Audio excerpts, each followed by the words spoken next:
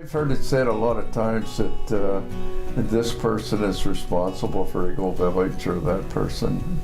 There's only one person in my heart that's been responsible for Eagle Village, and that's my good friend Jim Kendall. It's a very honor Kendall, for you to hear that.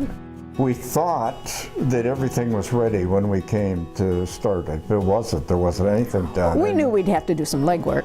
And one of the gentlemen who was from Clare said, either you're going to have to come and be the legs of this thing or it's not going to fly.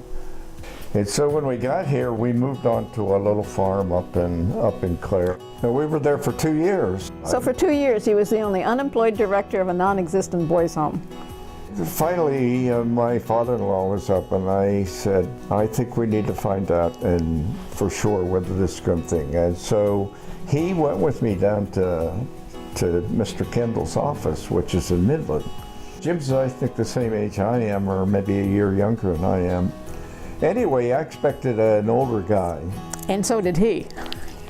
And Jim come out and he looked around and finally come over and says, "You're Mr. Hainley?" I said, "Yeah." He said, "Well, come in to the office." And he listened to my story. Okay, this is what I had in mind. And when it was all done, he said, "Well, that's a wonderful idea, but we already have a guy in California that's going to come back and do that." And I said, "Mr. Kendall, I are that guy." And he reached into his drawer and he pulled out this folder that he had. And he looked at that and his face got ashen white. He says, "You have been here for 2 years?" I said, "Yeah." Well, within 48 hours, Eagle Village was moving. And he was Within a month, we had bought a property and we were incorporated. What happened is really quite funny. You're coming into the office or whatever in the early days. I'm waiting to talk to somebody from California. He says, "I am he."